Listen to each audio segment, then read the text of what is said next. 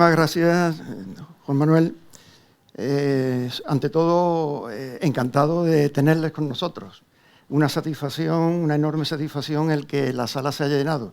Nuestras expectativas en estos actos, que suelen ser actos muy íntimos, pues son 20 o 25 personas.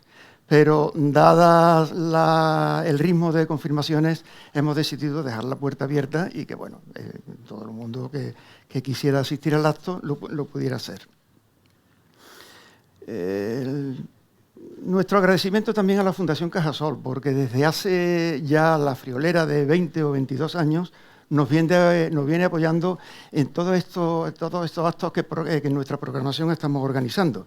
Y no solamente nos cede su sede, sino que además pues, nos apoya incondicionalmente, como digo, desde hace tiempo. Este es el acto 123 que organizamos desde hace ya 21 años. Por tanto, también muy satisfechos de nosotros mismos en cuanto a organización. El acto de hoy, que es un acto entrañable, lo es también porque responde casi al perfil de lo que marcan los valores que dicen nuestros estatutos. Pues promover la paz, promover el diálogo, promover la concordia, pues prácticamente el acto de hoy casi se enmarca, como digo, al 100% dentro de esos valores. Me ha tocado ser el moderador, lo podía haber sido cualquier miembro de nuestra junta directiva, y como es lógico, como moderador, en estas charlas, en estos sobre todo coloquios, pues uno trae una serie de preguntas preparadas.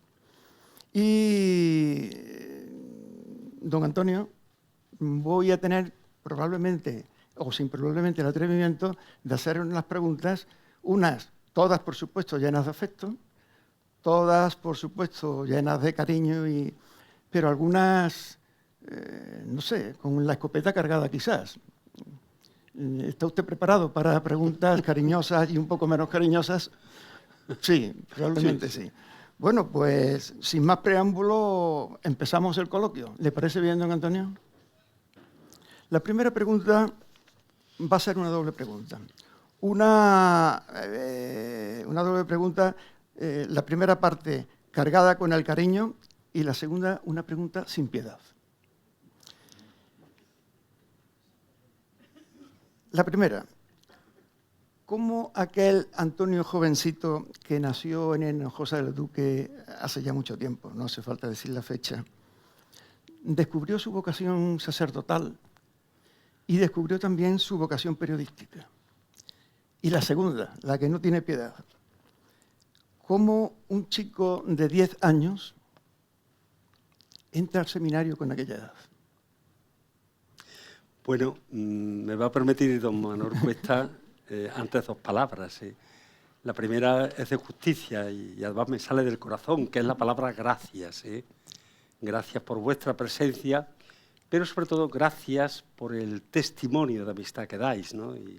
y de interés. Os lo agradezco de corazón. Y la segunda palabra es la palabra encuentro. Es verdad que esto es un coloquio, pero más que un coloquio es un encuentro. Me vais a perdonar una cita, pero cuando tengo que hablar siempre ante personas, me acuerdo de unas palabras de un santo que me llamaron mucho la atención. Cuando este santo, que viajó mucho por muchos países, comenzaba a hablar, decía: yo vengo aquí a aprender. Pues yo digo lo mismo, yo vengo aquí a aprender. Y la primera lección que aprendo es vuestra presencia. Cuesta sacrificio, hay que dejar cosas. Sé que muchas personas, o bastantes personas que estáis aquí, habéis hecho un pequeño sacrificio para asistir a este coloquio. La segunda palabra digo que es la palabra encuentro. Ya saben ustedes, ya sabéis que estamos sometidos todos a 5 grandes encuentros en nuestra vida, que además son diarios prácticamente, por lo menos 4, ¿no? El primer encuentro es el encuentro con la naturaleza, con las cosas, con los paisajes, con el escenario de la historia que nos ha tocado vivir. Hemos sido colocados todos nosotros en un escenario, en una fecha concreta, con una misión que cumplir y con una tarea que realizar. Esto es claro. Hay que saber encontrarse con la realidad. Desgraciadamente hay muchas personas que no respetan esa realidad, que hacen daño a las cosas, que las desajustan, que las estropean. Hay un segundo encuentro, es el encuentro con las personas. Yo creo que no es el más importante, pero de los 5 encuentros es muy importante. Ese saber hablar, ese saber callar, ese saber valorar, ese saber descubrir. ¿Cuántas cosas nos jugamos en los encuentros? El encuentro con los demás. Muchas veces pasan desapercibidos. A lo mejor ni siquiera les saludamos o quieren hablarnos y no nos detenemos, no les escuchamos. No tengo tiempo, no puedo pararme. Pero cómo se agradece muchas veces cuando se produce un encuentro con una persona. El encuentro, no quiero detenerme mucho en el encuentro con los demás. Hay un tercer encuentro que es muy importante. También, todos los encuentros son muy importantes. Es el encuentro con nosotros mismos. Hay un proverbio árabe que dice que nadie es sabio si no dialoga con su propio corazón. Tenemos que tener tiempo para nosotros. Es un tiempo en el que convertimos en pequeño desierto, allí donde estamos, y ahora que vamos a comenzar la Cuaresma, es un tiempo para, en silencio, vernos por dentro. Para, en silencio, ver nuestros pensamientos, ver nuestros sentimientos, ver en qué lugar estamos, ver qué situación vivimos. Es muy importante el encuentro con nosotros mismos. Hay un cuarto encuentro, el más importante de todos, que es el encuentro con Dios. Mirad, si a mí me dijeran, oye, ¿cuál es para ti el libro que tiene mejor título del mundo? De los títulos de libros, novelas y tal, ¿a ti cuál te parece que es el mejor título, el mejor libro con mejor título? Yo no lo dudaría, Pues un libro que se titula así: Dios existe, yo me lo encontré. Y esto lo escribió un comunista que después se convirtió al cristianismo francés, y publicó un libro, Dios existe, yo me lo encontré. Este hombre se enteró de Dios a través de un encuentro. Nos podemos enterar de las cosas a través de que nos las narran, las leemos y tal. Pero lo mejor es encontrarnos con la realidad, encontrarnos con las personas. El encuentro con Dios, importantísimo. Hay un quinto encuentro que es en diferido, es el encuentro con el más allá, ¿no? Que también será un encuentro. Hay unos brazos infinitos que nos esperan para darnos un abrazo de infinitud y que además, ya sabéis que el más allá lo definió hermosísimamente Juan Pablo II, ¿no? Dijo que el cielo es la plenitud de la vida en la intimidad con Dios. En el año 2000 nos dejó esta preciosa definición. Bueno, perdonad estas palabras, ahora contestamos la pregunta de Manuel, pero creo que esta reunión yo quisiera que fuera un encuentro. Estamos todos un poco serios, pero no. Yo me siento el estar con vosotros, os agradezco muchísimo, quiero que tenga muchos frutos este encuentro y que realmente vivamos estos encuentros, porque en la vida, si sabemos encontrarnos con la realidad, si sabemos encontrarnos con los demás, que nos enriquecen, que nos ayudan, que nos animan, que nos alientan, si sabemos encontrarnos con nosotros mismos, si sabemos encontrarnos con Dios y estamos preparados para el más allá, tenemos garantizado el éxito en nuestra vida. La pregunta de don Manuel, que es una pregunta interesante. ¿Cómo se puede ir al seminario un chico con 10 años, no? Bueno, ¿tiene vocación de sacerdote? No, no tiene vocación de sacerdote. Tiene semillas de vocación. ¿Por qué me fui yo al seminario? Por contagio. En la vida hacemos muchas cosas porque nos las dicen que las hagamos, nos las mandan. Normalmente cuando nos las mandan siempre somos un poco retroactivos. Pero cuando es por contagio, ¿con qué gusto hacemos las cosas? Pues por contagio, había un cura en mi pueblo, yo era pequeño, asistía a su catequesis que se llamaba don Juan Jurado Ruiz. Tenemos aquí delante de nosotros a nuestro querido Juan José Primo Jurado, que es sobrino de don Juan Jurado. Y don Juan Jurado era un hombre con una gran personalidad. Tenía una catequesis modelo, unos sermones preparadísimos, Los escribía y se los aprendía de memoria. Yo he copiado de don Juan Jurado el escribir mis homilías y aprenderlas de memoria. Y más todavía, yo hago una cosa más que él, que después de la Eucaristía la reparto a la gente la homilía. O sea, a los 10 minutos de pronunciarla se lo llevan ellos ya publicada, ¿no? Pues yo quería ser como don Juan. Y muchos chicos de mi pueblo queríamos ser como don Juan. Queríamos tener la personalidad de don Juan. Tenemos que hablar como hablaba don Juan. Tenemos que tener el imán y la magia que tenía don Juan en su catequesis, por contagio. La vocación, entonces, ¿teníamos vocación? No, teníamos unas semillas de vocación. Nos gustaba lo que hacía don Juan y queríamos ser como don Juan y por eso nos fuimos al seminario.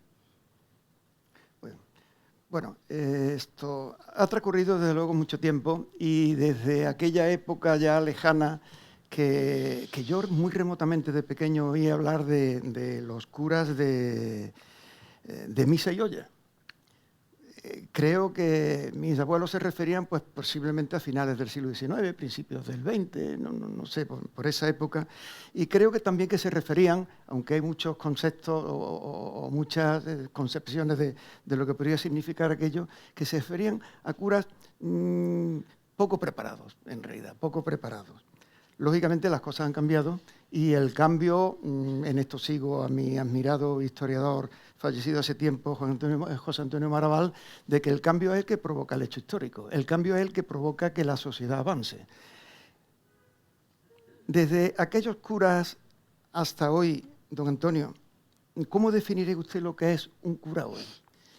Pero también en el contexto de la evolución, ya que fue usted párroco en El Bacar, una aldea ya también en tiempos lejanos, ya que fue usted párroco también en una barriada tan querida para los cordobeses como fue San Lorenzo, y hipotéticamente si hubiera sido párroco en otro lugar de más categoría económica, no humana, como podía ser pues, cualquier barriada lujosa de Madrid, ¿qué es ser un cura hoy y qué cura ha sido usted? Bueno, es una pregunta muy fácil, ¿no? En la época del seminario... ¿Qué ha sido o es todavía? Porque sí, lógicamente no podemos hablar en pasado, ¿no? Sí, no, en la época del seminario se acentuaba mucho una definición del sacerdote que era alter Christus, otro Cristo. Los seminaristas de aquella época, nosotros recibimos la formación de los jesuitas, de los padres jesuitas, en el Seminario Conciliar de San Pelagio, la terminología un poco y el perfil del sacerdote era de una gran dignidad sacerdotal. Y por tanto, de algo muy sublime porque era otro Cristo, otro Cristo. Hoy hay otras vertientes, ¿no? Hoy el Papa acentúa, como sabéis perfectamente, un sacerdote con olor a oveja, es decir, un sacerdote cercano, un sacerdote inmerso en los problemas de los demás. Bueno, todo se va compaginando, ¿no? Hay como una triple misión de los sacerdotes. El sacerdote es maestro de la palabra, ministro de los sacramentos y guía de la comunidad. Este es el perfil oficial. Maestro de la palabra, a través de la enseñanza, ministro de los sacramentos, a través de la vida sacramental, en las parroquias, y guía de la comunidad, de alguna manera. ¿Cómo veo yo el sacerdote? Tiene esta dignidad. Mi vivir es Cristo, decía San Pablo. Entonces, este otro Cristo quizás se ha difuminado mucho porque se ha acentuado otro aspecto, que es la cercanía, que es el servicio a los demás, que es la oveja, que es el maestro de la palabra, que es el ministro de los sacramentos. Y en mi caso concreto, bueno, yo he tenido la suerte, toda mi generación hemos tenido una gran ventaja, y es que se nos invitó, sobre todo después del concilio, a salir de las sacristías, a abandonar un poco la sacristía, la vida sacramental, y a meternos en la sociedad, ¿no? Entonces, de alguna forma he sido un cura típico. No creo que en España haya habido, bueno, no lo creo porque tengo los datos, muchos sacerdotes que hayan sido subdirectores de un periódico además de una empresa, bueno, que no tenía que ver nada con el mundo religioso ni con el mundo de la Iglesia, en la época mía de subdirector del Córdoba. Por tanto, ¿por qué, cuál es la ventaja que yo he tenido? Que cuando termina el concilio hay una especie de salida de los sacerdotes, comienzan a hacer carreras civiles y algunos trabajan en vida civil a través de profesores y tal. Pero yo quizás tuve la suerte de coger el periodismo, que tiene mucha relación con el sacerdocio, porque los periodistas anuncian y los curas anunciamos. Los dos anunciamos. Y los dos anunciamos noticias. Los curas anunciamos la gran noticia de todos los tiempos y los periodistas anuncian las buenas y malas noticias de cada hora. Pero esta asociación atípica enriquece muchísimo. Y yo le debo, pues, no sé, a esta vocación periodística, le debo la riqueza humana que me ha dado. El conocer un poco los entresijos de la sociedad, el saber en qué consisten las cloacas, en conocer el lenguaje de la gente de la calle, en conocer cómo se pone un titular, el hacer artículos, miles y miles de artículos en el Diario de Córdoba, y también la suerte de que todos los domingos media página del periódico. O sea, he sido un sacerdote que seguí un poco a mi tiempo. Entonces se nos invitó a salir de las sacristías, hicimos algunos carrera civil y algunos pues también trabajamos en esta vida, ¿no? Es importante. Yo recuerdo mucho cómo fue la vocación de periodista.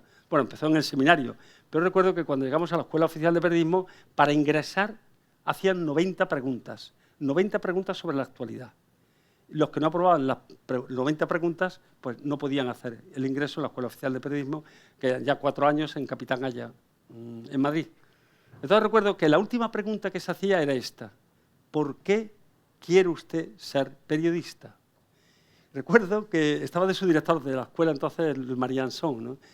Que fue después director de ABC. Me acuerdo que en una de las clases finales citó un poco la respuesta, porque yo contesté: yo quiero ser periodista porque ya lo soy, me falta la técnica y por eso vengo a la Escuela Oficial de Periodismo a aprender la técnica, pero yo ya tengo la vocación. Y eso le impactó mucho a él, ¿eh? O sea, que lo comentamos después porque decir, no, ya soy periodista, me falta la técnica, vengo a la escuela. Bueno, os voy a decir al principio que al final vamos a abrir un turno de preguntas, que en los asientos hay papeletas por si alguien, en lugar de expresar la pregunta de viva voz, la quiere expresar por escrito, pues también la atenderemos. Pero si a lo largo del coloquio nos quieren interrumpir, basta con que alcen la mano, yo detengo el coloquio por donde va y atendemos la pregunta. No sé si don Antonio está de acuerdo con esto, atendemos la pregunta sobre la marcha.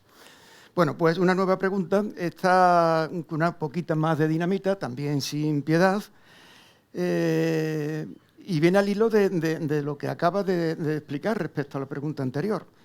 Teniendo todos los elementos civiles y tal como hicieron algunos compañeros en su momento, teniendo todas las papeletas al alcance de la mano para proyectarse en la sociedad civil, don Antonio, ¿cómo no se salió usted de cura?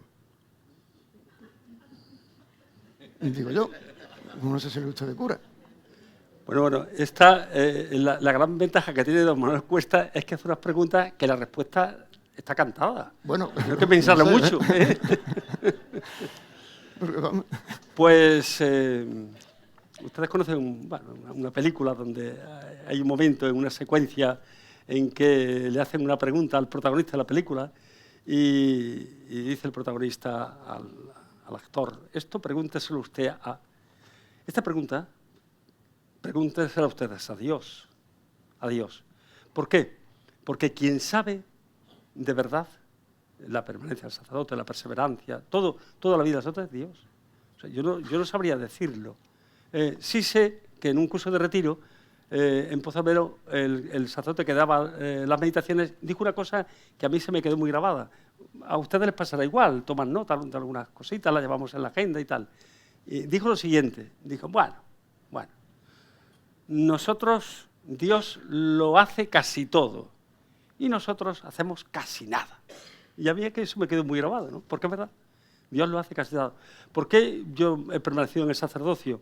Pues había que preguntárselo a Dios. Es decir, pues porque yo he sido elegido por Dios. Es que, claro, la vocación sacerdotal no es lo mismo que la profesión, ni siquiera de periodista, ¿no? O sea que el trabajo de periodista tenía dos componentes. Estaba yo, estaba una empresa, estaban mis compañeros, estaba el periódico, el papel, los lectores. No, aquí no. Aquí yo no soy... Aquí la empresa es de Dios, que es la Iglesia Católica. Yo soy un ministro de la Iglesia. Por tanto, digamos, todo lo que sucede en el corazón, en el alma y en la vida del sacerdote es una cosa que hay que preguntársela a Dios. Entonces, quizás que esto es importante saberlo, porque muchas veces identificamos un poco el sacerdote con una profesión. Eligió a los que quiso, lee el Evangelio. O sea, Jesucristo elige y nos escoge.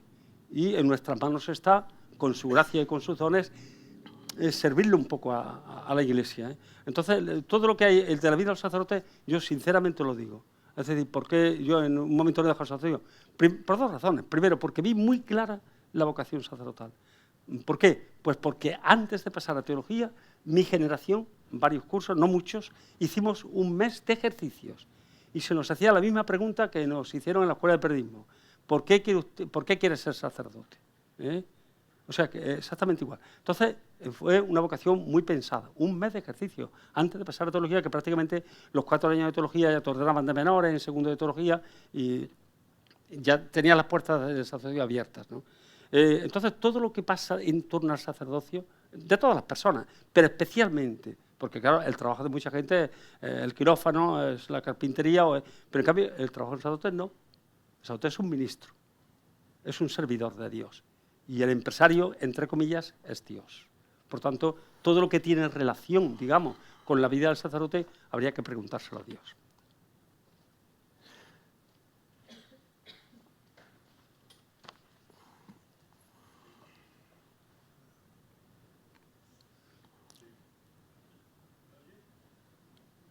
A ver, no.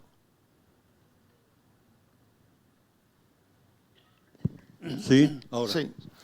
El señor Gil, acaba usted de decir, refiriéndose a la Iglesia, a la empresa, ¿no? Yo lo que me he preguntado muchas veces es cómo puede existir dentro de esa misma empresa sacerdotes como usted, por ejemplo, ¿no? Y otros como han sido sus compañeros y amigos suyos mercaderes del templo cordobés que ejercieron de auténticos anticristos. ¿Cómo se puede convivir?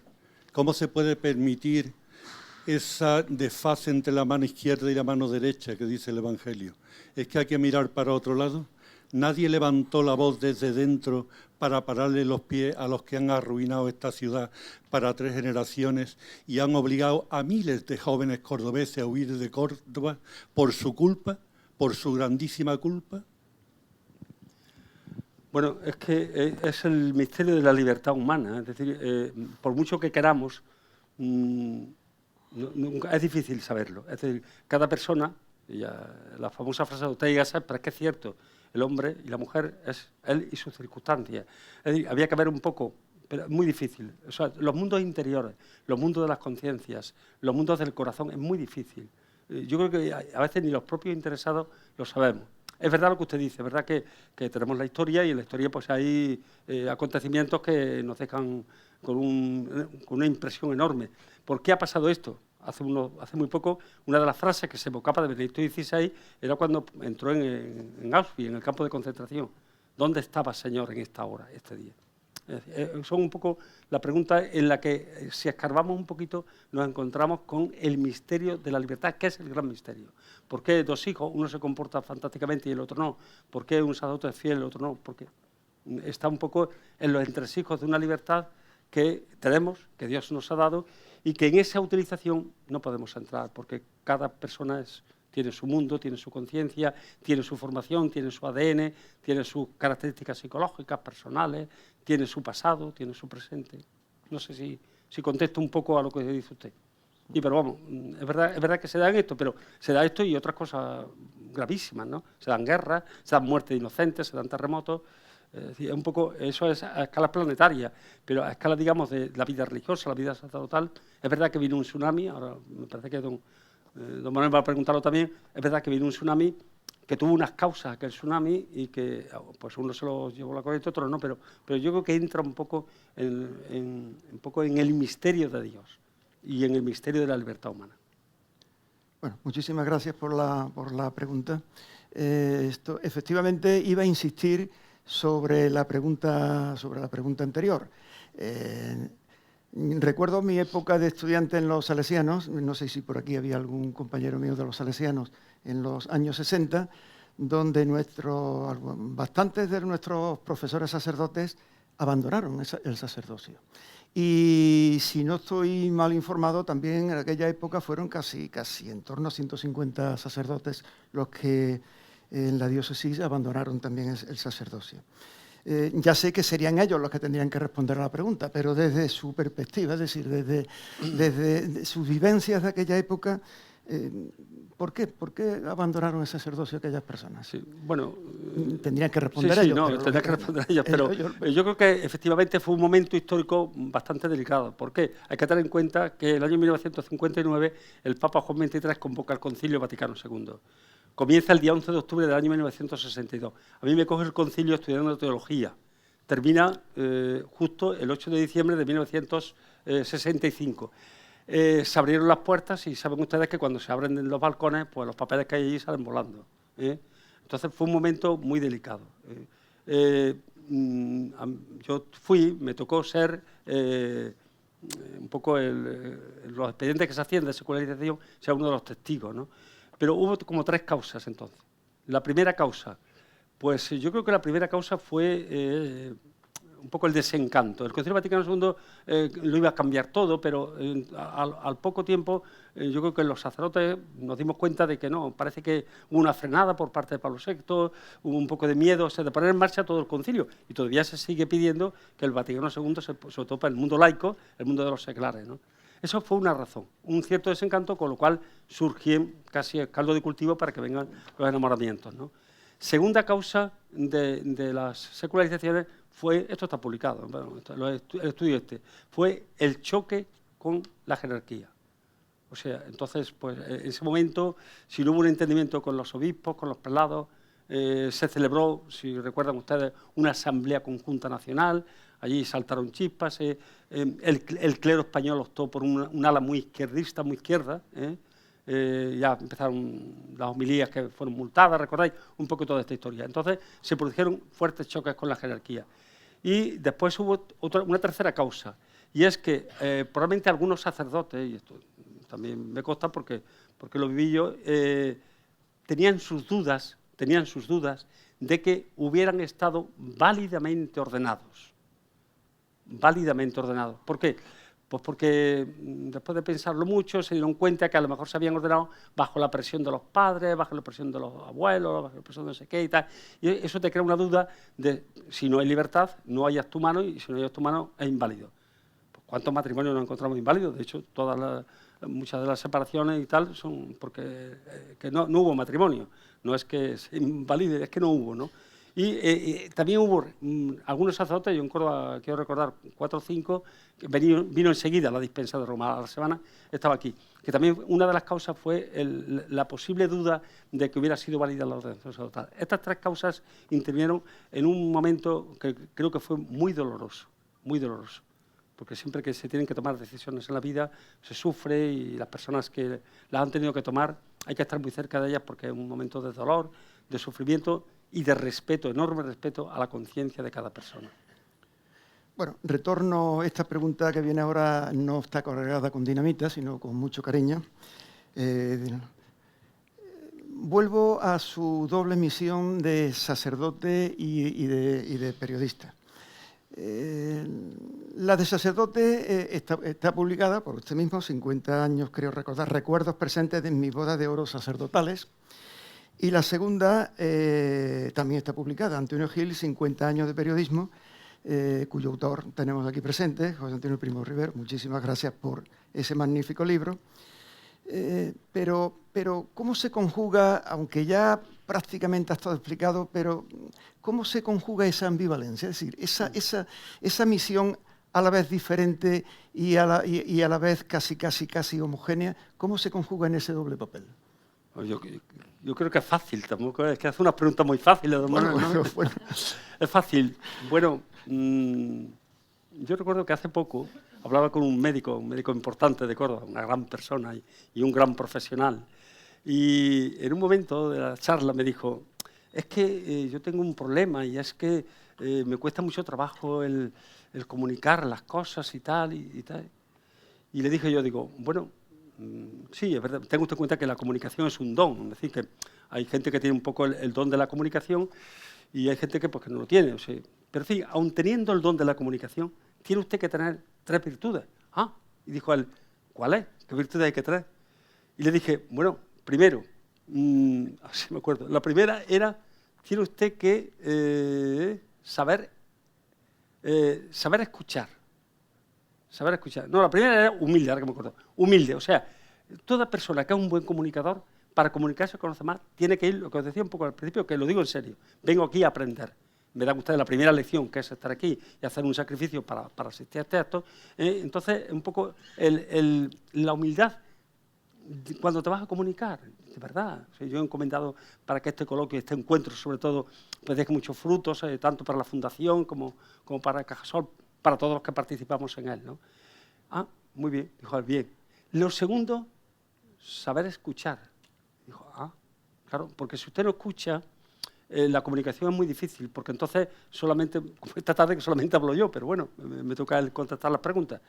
Y la tercera cosa, que esto sí que le impresionó, le dije, y además, lo que usted diga tiene que tener más interés para el que le escucha que para usted.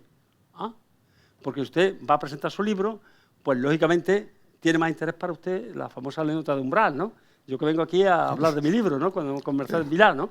Y recordáis en televisión. Bueno, pues que lo que yo diga tenga más interés para él. Le diga, oye, te he visto que tienes una cosa, eso te lo ocurro yo mañana. Ah, verás cómo te escuche. Sí, yo decía a un compañero mío que ponía allí una revista y no sé, lo llevaba la gente en la puerta de la iglesia y tal.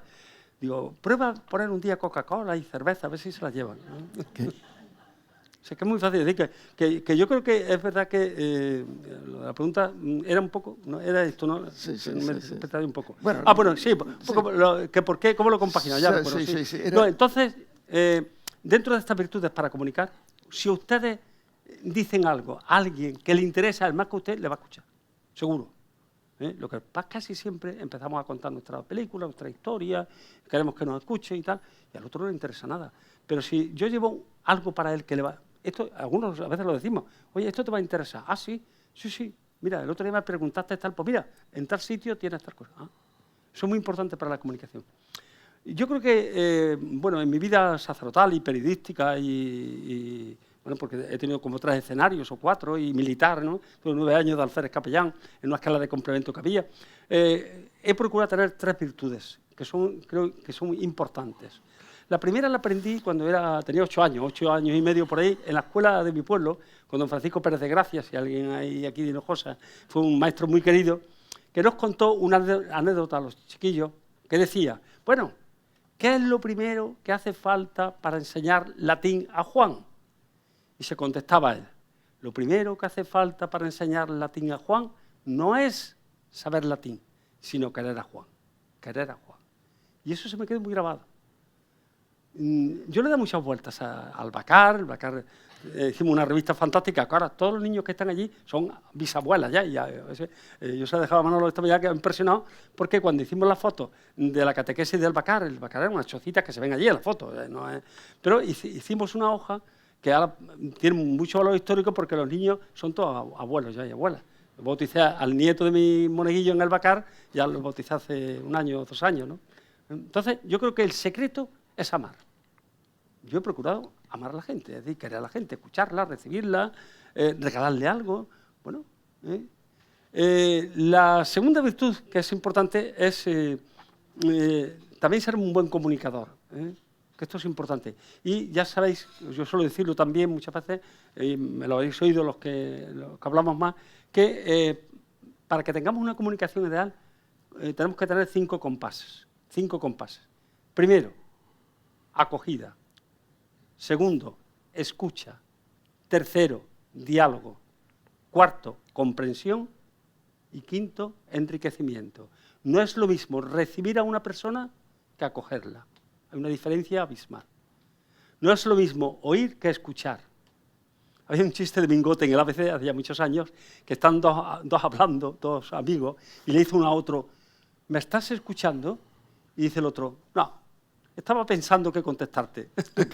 Un poco, que es un chiste muy, muy genial de Mingote, ¿no? Entonces, creo que la buena comunicación es escuchar, dialogar, comprender, porque seguro que nos dice algo que no entendemos o no comprendemos. Comprender. Y por último, enriquecer, aunque sea con una sonrisa, pero enriquecer. Bueno, esta segunda virtud que yo he procurado siempre tener una buena comunicación, porque tenía el don de Dios, el carisma un poco de la comunicación. O sea, que primero, amar a Juan. Segundo, comunicarse bien. Y tercero, una de las 3 virtudes humanas que tiene la Santísima Virgen. La Santísima Virgen tiene 3 virtudes humanas, no son divinas, que son fantásticas. Y una de las 3 virtudes humanas que tiene la Virgen, ¿sabéis cuál es? Prudentísima, Virgo prudentísima, no dicen prudente, prudentísima. A mí me ha llamado mucho en la letanía del Rosario cuando decimos Virgo prudentísima. Oye, que a la Virgen se llama prudentísima. Si será importante, que no se queda en decir prudente. Ya es importante decir, esta persona es una persona prudente. No, Virgo prudentísima. Hay 2 más, ¿no? Que las sabéis vosotros, que vienen en la letanía. Pero esta es muy importante, ser prudente. Os cuento una... Uy, que ya tarde, vamos. Os cuento una anécdota. En la parroquia de San Lorenzo, el día 2 de febrero, se celebraba mucho, de mi antecesor, el querido don Valeriano, el día 2 de febrero. Porque iba don Miguel Castillejo, porque tenía una hermana que se llamaba Purita, era el día de su hermana, y entonces él presidía el acto, y bueno, en total, que el hombre pues allí predicaba y tal, con mucha historia, hacíamos una procesión con las velas por dentro y tal. Bueno, pues ese día llego yo a la parroquia, entro y me encuentro, bueno, solíamos poner en el altar mayor la Virgen de los Remedios, y entro en la parroquia, y me encuentro de pronto que veo en el altar mayor la Virgen de los Remedios y allí al lado una imagen de San José. Pero bueno, vamos a ver, yo soy el párroco de aquí, por lo menos me entero yo que de que si mueven los santos aquí, porque, vamos, es que ¿quién ha mandado esto? ¿A quién le han pedido permiso? Pues esto es, vamos, me iba para la sacristía y decía, bueno, esto no puede ser, hombre, que me lo digan por lo menos, ¿no? Pero desde la puerta de San Lorenzo hasta la sacristía hay un buen trecho. Y ya me lo fui pensando, y bueno, era Bojollo, mi querido amigo Bojollo, el sacristán. Digo, tengo tiempo, ya se lo diré. Vale. Bueno, se lo podía haber dicho, pero no, porque cuando estás un poco enfadado, mejor es callarte, ¿no? Entonces me callé. Llega don Miguel, se reviste, empezamos la Eucaristía, yo concelebro con él, y en el momento de la homilía empieza don Miguel con estas palabras. Qué gran idea ha tenido vuestro párroco de poner a San José en el altar mayor. ¿Qué hubiera pasado si yo le hubiera regañado al sacristán? Me hubiera dicho al sacristán, anda, para que otra vez me regañe, ¿no? Os lo cuento esto porque a mí se me quedó muy grabada aquella anécdota. Prudencia, ¿eh? Hay tiempo de decirlo, hay tiempo. Porque si no, con las prisas, con el enfado, bueno, después a lo mejor nos arrepentimos. Y encima salí ganando. Él, Bojollo y otro que había allá al lado, los autores de la fechoría, entre comillas, de no decir nada al cura, se hicieron una inclinación los dos así, como diciendo, hemos acertado, ¿no? Hemos puesto a San José allí, que, bueno, perdona un poquito esto, pero es verdad que en todas las actividades nuestras, si ponemos amor, si ponemos una buena comunicación, con los tres compases, escuchar, acoger, escuchar, dialogar, comprender y enriquecer. Y si somos Virgen prudentísima, somos prudentes, normalmente lo haremos bien, es decir, saldrán las cosas bien. Bueno, pues otra preguntita. Oyéndole y sobre todo escuchándole y sobre todo leyéndole, hay una constante de mensajeros. Aparecen siempre unos mensajeros. Lógicamente estos mensajeros posiblemente o sin posiblemente haya sido su brújula, ¿no? Hayan sido su brújula. Aunque sea una pregunta muy íntima, ¿le podría poner nombre y apellidos a estos mensajeros? Pues sí, claro. Yo tengo una gran devoción a los mensajeros. ¿Sabéis por qué? Porque yo preguntar ahora, oye, ¿cuál fue la primera piedra? ¿Qué fue lo primero que hubo para que existiera el cristianismo? ¿No? A ver, ¿qué contestamos? ¿Cuál fue lo primero que pasó en el cristianismo? ¿Qué fue? ¿Cómo empieza? ¿Qué fue lo primero de todo? ¿Ah? Pues lo primero de todo no fue San José ni la Virgen, no. Lo primero de todo fue un mensajero. Fue un mensajero. Fue un ángel que Dios lo manda a una chica de Belén, de Nazaret, para que le lleve un mensaje. Y a mí me impresionó mucho que el cristianismo empiece con un mensajero.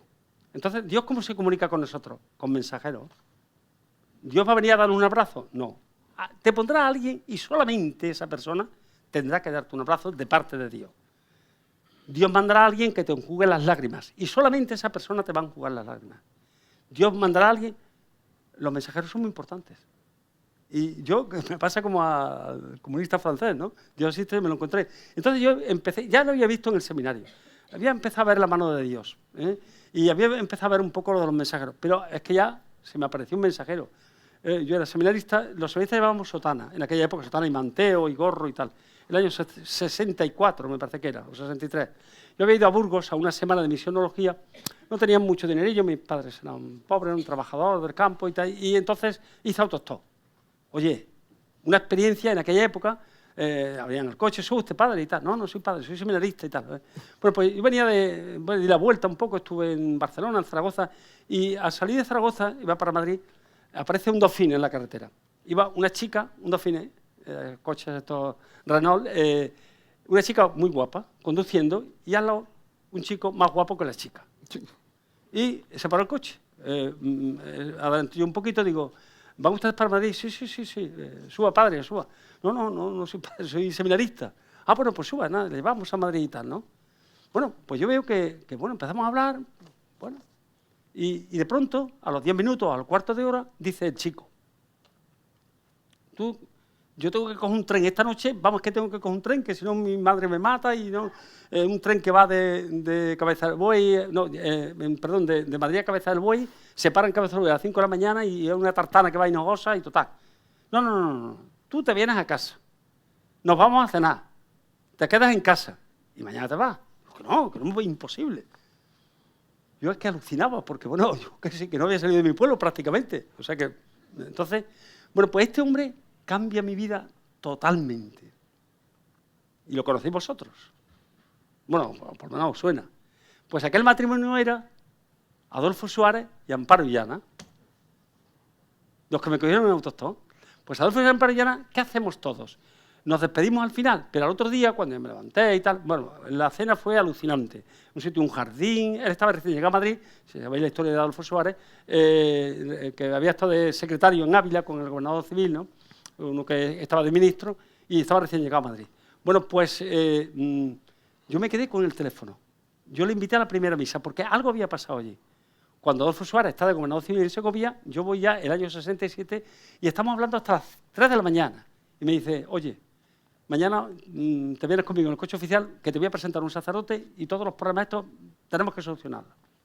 Y cuando estaba de director general de Difusión y Televisión, que sabéis también que estuvo puesto por el príncipe, pues también, bueno, esto es una cosa personal, pero yo lo publico cuando él murió, todo esto más o menos lo conté, en un artículo del Córdoba. Entonces, también fui allí, oye, mirado fue, yo estoy mirando segundo de periodismo, en el Córdoba no se puede escribir y tal.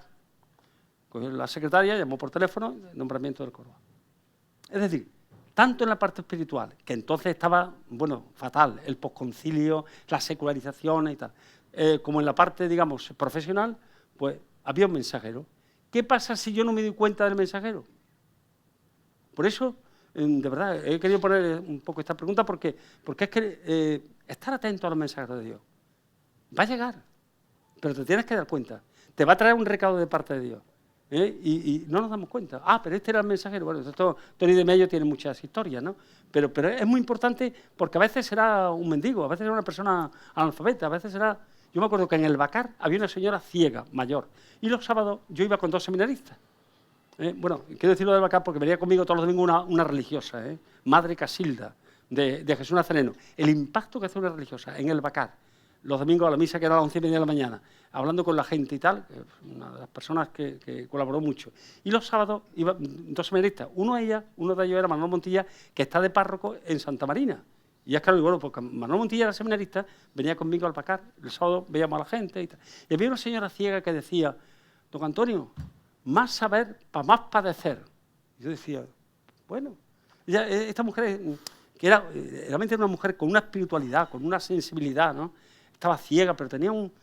A mí se como diciendo, ¿para qué saber tanto? Si es que padeces más, cuando más cosas sabes, ¿no? O sea, que hay veces que te dejan una frase, otras veces te dejan un favor, otras veces te limpian las lágrimas, otras veces te escuchan, otras veces te dan una solución.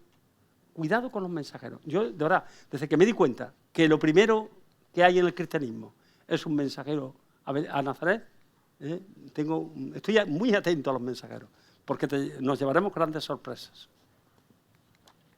Bueno, vamos bien de tiempo, todavía nos queda un ratito, pero aceleramos un poquito.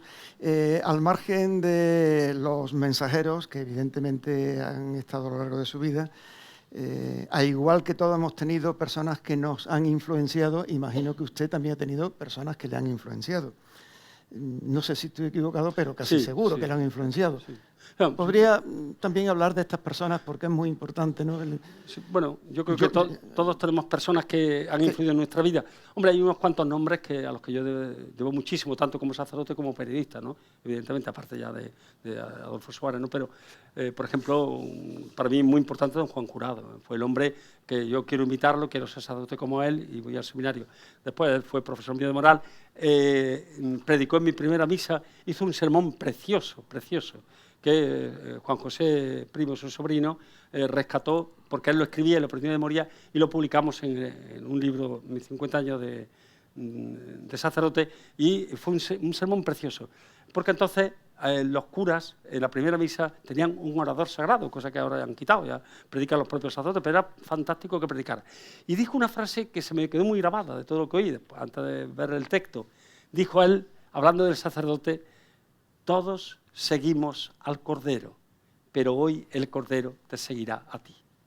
Oye, muy bonito, porque diciendo, el poder del sacerdote es tal que todos seguimos a Cristo, pero hoy Cristo te seguirá a ti. Una síntesis del sacerdote, de la grandeza de los sacerdotes, preciosa, ¿eh? Esto lo dijo don Juan Jurado en el sermón de la primera misa, que realmente me cautivó, fue estupendo. Bueno, después de don Juan Jurado, con muchísimo cariño a los jesuitas del seminario, porque, por ejemplo, en quinto y en primero de filosofía, 2 jesuitas, tampoco fueron muchos, en 12 años. Pero recuerdo que a un compañero mío, Ruiz Calero, de Cabeza del Buey, nos llamaron y nos dijeron, hombre, que escribíamos bien y hablábamos bien y tal, que nos cultiváramos. Tampoco hicieron gran cosa, pero bueno, por lo menos hablaron con nosotros y nos despertaron mucho y nos animaron mucho. Estoy muy agradecido a Dios. El padre Ruiz Jurado, que era de Vaina, y el padre Manuel Prado ha muerto, pero es un jesuita fantástico, ¿no? Después, don Antonio Gómez Aguilar. Don Antonio Gómez Aguilar fue mi director espiritual los 2 últimos años del seminario. Le debo, era un gran sacerdote, un hombre entregado, fue párroco del Campo de la Verdad, fue párroco de la Trinidad, y todo lo que os diga de Gómez Aguilar, poco, un hombre generoso y un hombre al que debo pues muchos consejos y mucho aliento y mucho ánimo. Después ya otras muchas personas, bueno, Manuel María Sánchez de Rojas, que a lo mejor a alguno le suena, ¿no? También porque fue el que me trajo a Córdoba enseguida. Él se marchó a un barrio puertorriqueño en Nueva York y fue al Seminario de los Ángeles, que estaba yo ahí con 25 años, y me dijo, mira, Antonio, le voy a decir al obispo que te vengas a Córdoba. Yo soy director del boletín, asesor religioso de la voz de Andalucía, te quedas con el tema este de los medios, a Sánchez Rojas. Has 3 obispos o 4, he estado con 5 obispos, también Cirarda, tuve de jefe de prensa con él, fui a ver al Córdoba Osasuna, ahí tengo una foto simpática, estamos los dos en el Arcángel, en el viejo Arcángel. Él saludó a la directiva de los Osasuna, que jugó con el Córdoba, y bueno, también fue un hombre especial. Yo aprendí mucho de Cirarda, sobre todo su salida, era un hombre muy comunicativo también, ¿no? Me acuerdo que él está en sus memorias, pero yo se lo he contar a él varias veces, una anécdota que lo digo porque fue una anécdota que también nos enseña mucho las anécdotas. Sabéis que en aquella época estaba el diario Pueblo y varios números, el Pueblo titulaba con 2 palabras, Ciclón Cirarda, o se ponía en unas letras grandes, y se había metido varias veces con Cirarda, porque él estuvo de obispo de Santander y administrador apostólico de Bilbao, antes de venir a Córdoba. Y entonces, yendo por Madrid con Ramón Curín, que era un cura catalán, que era encargado de la comisión de medios, la comisión episcopal, iba con Cirarda. Y le dijo, don José María, va por ahí Emilio Romero, ¿quiere usted saludarlo? Y Cirarda, que era muy entrometido, dijo, sí. Había cascado fuerte en el diario Pueblo. Hombre, entonces le presentó, mira, aquí el director de Pueblo, don Emilio Romero, el obispo de Bilbao, don José María Cirarda. Y dice José María Cirarda, hombre, don Emilio, tenía ganas de conocerla a usted, porque por lo que veo no le gustan a usted mucho mis homilías, dijo Cirarda así en tono.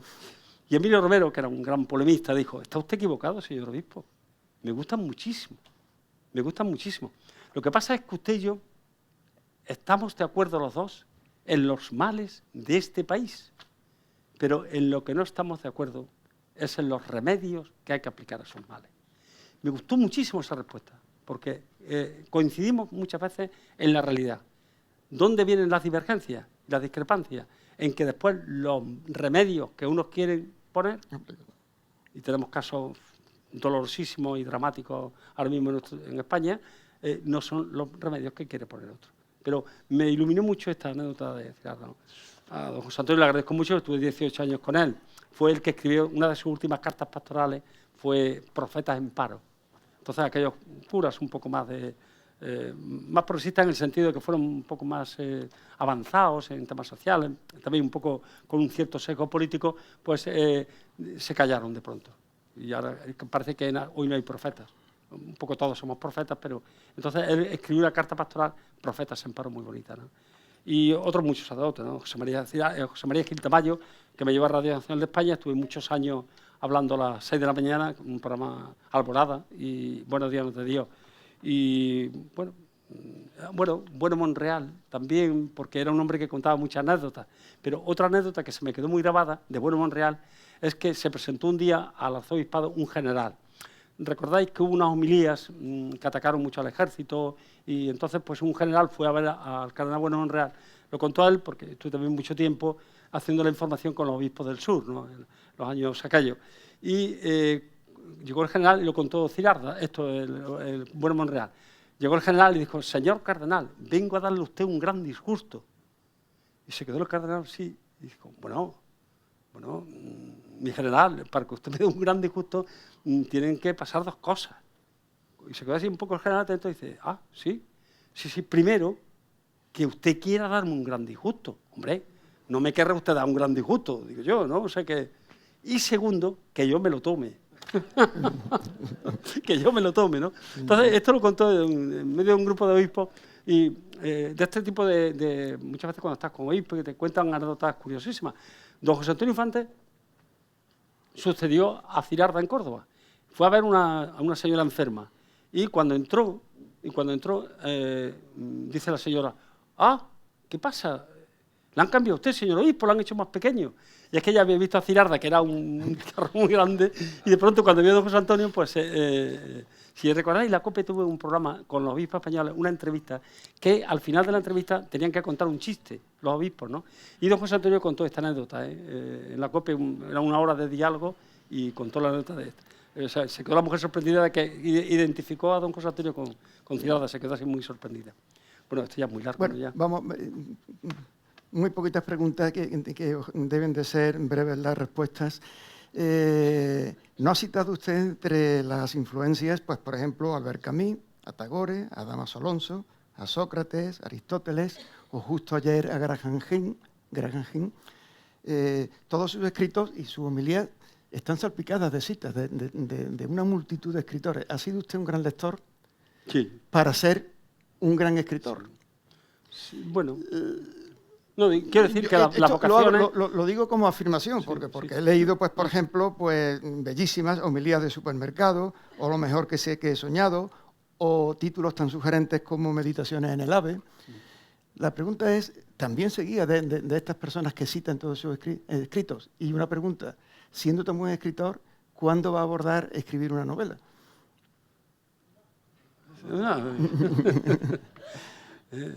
Pues cuando yo lea la suya... Pues nos pondré mañana, nos ponemos... Ya le dije yo que en la vida, en la mochila, todos tenemos que llevar tres cosas. Una respuesta a una pregunta. Segundo, una solución a un problema. Y tercero, un argumento a una discusión. Eso hay que llevarlo siempre en la mochila. Entonces hay que no te dejen callado nunca, ¿no? Siempre una respuesta a una pregunta, una solución a un problema y un argumento a una discusión. Pues cuando yo lea sus novelas, aprenderé a escribir novelas. Entonces, bueno, hay una cosa muy simpática, que un cura escribió una novela, un poco mi modelo, os lo digo porque se dio pasión por él, fue José Luis Martín Descalzo, que conocéis los libros de él. Fue un gran periodista, estuvo mucho tiempo en la información religiosa de ABC y después tiene muchos libros. Bueno, pues cuando Martín Descalzo escribió la primera novela, sí, creo que fue la primera, la presentó al premio Nadal y le dieron el premio Nadal en el año 1956. El título de la novela era La frontera de Dios. Lo llamó el obispo y le dijo: vamos a ver, don José Luis, a esta novela le sobran 4 palabras, pero muy serio. Y dijo: ah, señor obispo, a esta novela le sobran las palabras José Luis Martín Descalzo. y en adelante, la novela siguiente tuvo que poner seudónimo, Martín de Azcárate, el hombre que no sabía pecar. O sea, que quiero decir que no es fácil a un cura escribir novelas porque Martín Descalzo tuvo muchos problemas. Porque, claro, metía allí adulterio, metía una novela muy interesante, La frontera de Dios, pero el obispo le obligó a que la próxima novela ya no firmara con... Sobran 4 palabras, José Luis Martín Descalzo, ¿no? Una anécdota que la cuenta Martín Descalzo, pero sí, quedamos en que cuanto que leas sus novelas... Convocamos otra reunión y presentamos nuestras novelas, por ejemplo. Una frase sin verbo. A ver qué le dice. Secularización intensiva de la sociedad. Sí, secularización intensiva de la sociedad. Bueno, Ya recordáis la frase de Benedicto XVI, ¿no? Que el cristianismo siempre va a ser la levadura en la masa. Es decir, que mucho cristianismo sociológico que tenemos en España, un cristianismo un poco de tradición, porque de pequeños nos han educado en la religión cristiana, pero que después se produce un fenómeno que es los chicos y las chicas a partir de los 14, 15 años que van a misa con los padres. Yo esto lo he vivido en San Lorenzo, pero entonces ya empiezan a dejar de ir a misa. Pero claro, el problema de todas las realidades de nuestra vida, que si no las llevamos en el corazón, en la mente y en la ilusión, es muy difícil que las mantengamos, ¿no? El amor, fíjate, y de cada 4 matrimonios se separan 3. O sea que es muy difícil. Entonces yo creo que es verdad que la sociedad está secularizada porque muchas personas han tenido un cristianismo muy sociológico y quizás tendríamos que hacer que se produjera un cristianismo que cale en la persona, se produjera un encuentro con Dios. Dios existe, yo me lo encontré, un encuentro con Jesucristo, un encuentro con el Evangelio. Y eso quizás no sea tan fácil, ¿no? Es verdad que también la sociedad de hoy, el impacto de las redes es tremendo, ¿eh? O sea, es tremendo. Es que hoy día, bueno, pues las redes lo son todo, la televisión lo es todo, las series de televisión, las novelas, todo. Es un enganche de mucha gente. Y ahí se van infiltrando pues, muchos mensajes y sobre todo muchas actitudes, ¿no? Mucha relación con los temas y todo eso. Sí, por eso es la hora de que quizás haya dos virtudes que creo que son elementales, bueno, muchas, ¿no? Pero a mí me parece que en la vida todas las personas, no digo de sacerdotes, sino todos nosotros, hay una virtud que es la coherencia, ¿eh? Me acuerdo que había un catedrático, bueno, había yo y que es amigo de un amigo mío, muy conocido en Córdoba, que decía, porque yo soy un hombre que pienso lo que digo y digo lo que pienso y tal, ¿no? Entonces, una virtud, por ejemplo, es la credibilidad y una virtud es la coherencia, que nos falla un poco a los cristianos. Es decir, que no nos creen. No nos creen porque hacemos una cosa y decimos una cosa y hacemos otra. O sea, pero esto se da mucho en España. ¿Por qué realmente muchas veces no crees en las personas? Porque nos decepciona. Esta persona piensa una cosa y resulta que hace otra. Pues esta persona lo que ha dicho es mentira. Yo recuerdo que haciendo las primeras informaciones del Córdoba, yo entré a trabajar en el diario Córdoba el día 1 de agosto del año 1970. Si recordáis, en la calle Juan Rufo se cayó una casa, mató a una mujer por la mañana, a las 9 de la mañana, y por aquella época, hice yo la información. Entonces, era verano, en el Córdoba había muy poquita gente, había 3 o 4 periodistas nada más, y estaban las máquinas de escribir, o sea que allí no había nada, 2 sillas y 2 mesas, vamos, allí estaba todavía el papel, las máquinas de escribir y todo aquello. Y recuerdo que cuando yo empecé a hacer información, me di cuenta de que la gente no decía las cosas como habían sido, porque yo había estado allí, yo lo había visto, ¿no? Y entonces ya me desapareció un poco un cierto complejo, hombre, de sacerdote y tal, y que dicen, que no dicen. No, yo es que no, vamos, de antemano no, porque cada cosa tiene, o cada acontecimiento, 10 o 20 detalles. Claro, te dicen uno, pero bueno, te dice una persona, es que esta persona, bueno, pues es que esta persona es, o sea, tiene 20 virtudes más. Pero claro, si tiene 20 virtudes y un defecto y solamente me da usted el defecto, hombre, no. Entonces, lo que es la credibilidad, que digamos la verdad, y lo que es la coherencia son 2 grandes virtudes que me parece que son muy importantes para la sociedad actual.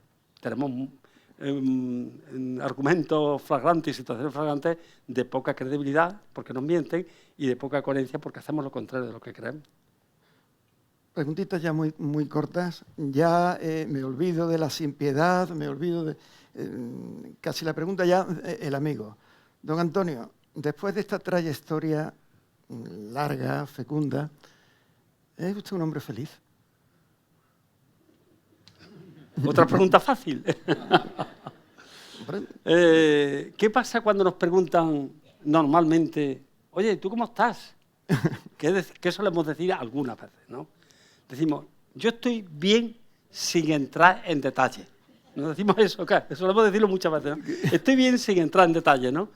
Entonces, yo me acuerdo mucho de una anécdota de José María Setién, que como sabéis fue un obispo muy discutido y muy discutible, ¿no?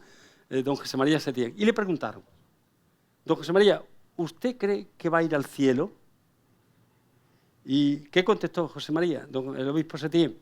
Dice, pues yo creo que sí. Yo creo que sí. Cuando todo el mundo estaba con contra, que hablaban mucho de él. Y dijo, pero yo voy al cielo, pero no porque yo sea un santo, ni porque yo sea un obispo excelente, no. Yo voy a ir al cielo por la misericordia de Dios. Porque yo soy hijo de Dios. Dios es mi Padre, me quiere con locura. yo estoy seguro que voy a ir al cielo. Yo soy feliz. Sin entrar en detalle, sí, yo soy una persona feliz. Pero ¿por qué soy feliz? Bueno, hay una fórmula de un monje amigo mío, del padre Bernardo, que está en Silos, que es un tío simpaticísimo, tiene 88 años, y acaba de publicar un libro sobre el silencio, ¿no? Que tiene, yo he hecho un libro con él, que se titula Coloquios con un monje poeta, ¿no? Yo hablé mucho con él y entonces hicimos un libro los dos, y nada, tuvo un gran éxito porque tiene muchos amigos. Bueno, pues el padre Bernardo da una fórmula, hay muchas fórmulas, pero da una fórmula que os brindo porque es muy bonita. ¿Qué hay que hacer para ser feliz? Pues hay que hacer 3 cosas. Algo que hacer. Vamos a ver. Algo que hacer. Espérate que lo tengo aquí escrito, que no se me olvide. Algo que esperar y alguien a quien amar. Esta es la fórmula para ser feliz. Algo que hacer. El trabajo, la vocación, lo que tenemos. Algo que esperar, la trascendencia. Alguien a quien amar, un poco el sentido de tu vida. El amor te va a dar el sentido de la vida. O bien en el matrimonio, o bien formando una familia, o bien entregando tu vida a Dios en la vida religiosa o en la vida sacerdotal. Esta es una fórmula que me gusta. Pero mira por dónde Jesucristo nos... Perdón, pero es que Jesucristo nos deja una fórmula en el Evangelio. No, una fórmula para ser felices. Pero la copio tal cual. ¿Qué dice Jesucristo para que seamos felices? Primero, no tengáis miedo. Segundo, amaos los unos a los otros. Tercero, pasad haciendo el bien. Qué bonito. Una última pregunta que es nuestro denominador común, que se pregunta a todos nuestros invitados en estos encuentros con estos coloquios, que es, desde su perspectiva, ¿qué consejo nos da, no a Córdoba, que Córdoba creo que no necesita consejos, sino a los cordobeses? Bueno, hace poco se ha muerto Ginés, ¿no? Que es un gran artista, pertenecía al grupo de Córdoba, ¿no? de poetas. Y Ginés tenía una frase que decía, cuando hablaba de Córdoba, decía que Córdoba es una ciudad que no se altera por nada. Ginés Liébana era un hombre que conocía bien a Córdoba. Y es una entrevista que hizo Rosaluque, una gran entrevista en el diario Córdoba, y esta era una de las frases. Córdoba es una ciudad que no se altera por nada. Pues yo diría que Córdoba es una ciudad que es patrimonio de la humanidad y que tiene una gran riqueza patrimonial y argumental. Es una ciudad estupenda y maravillosa. Yo recuerdo que aquí vino un canónigo de Almería y no sé qué pasó, lo trasladaron, pero hace ya muchos años. Y el canónigo cuando llevaba un poco de tiempo en Córdoba, dice, bueno, pero si Córdoba es como una sucursal del Monte Tabor, decía él, ¿no? Una sucursal del Monte Tabor.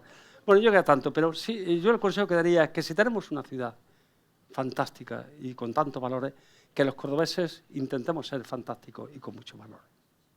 Bueno, pues muchísimas gracias. Terminamos el turno de preguntas, perdón, pero abrimos el turno de preguntas. Así que, por favor, sí.